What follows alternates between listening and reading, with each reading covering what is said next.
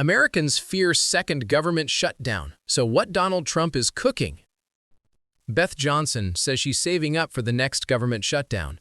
Beth Johnson is accustomed to the uncertainty that comes with being a military wife, picking up and moving her family every 3 years. The crippling anxiety that comes with a U.S. government shutdown, however, is not something she is used to.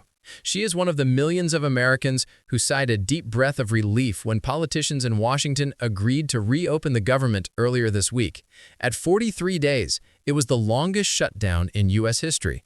But that relief could be short-lived, as the funding agreement expires at the end of January when Congress will face the same spending challenge once again. It really affects every part of your life when your family's sole source of income comes from the federal government, Ms. Johnson said. The uncertainty is crippling. Government, just do your job. Frustration at airports as shutdown delays continue. The Tennessee mother of 2 has lived in 7 states since her husband joined the military nearly 20 years ago.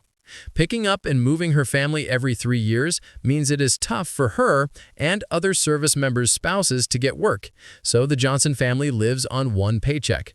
Not knowing whether or not military service members would receive their paychecks from the shuttered government left her family with difficult decisions.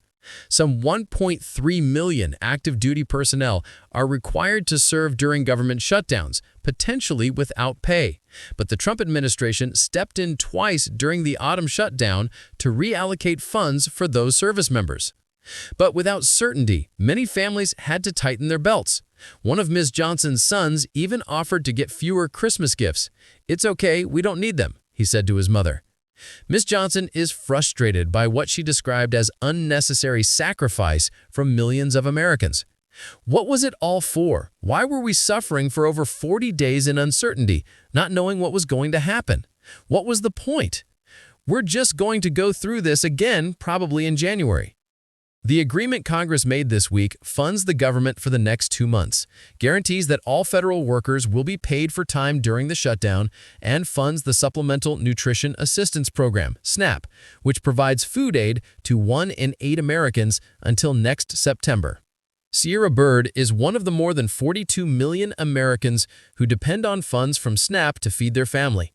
The Florida mother of 4 gets about $900 a month, but those funds were delayed because they were caught up in the spending bill. Ms. Bird said she survived the shutdown, and her SNAP card will be reloaded over the weekend. She'll return to some sense of normal. But she's also wary another shutdown could be on the horizon, and she said she would start stockpiling food just in case.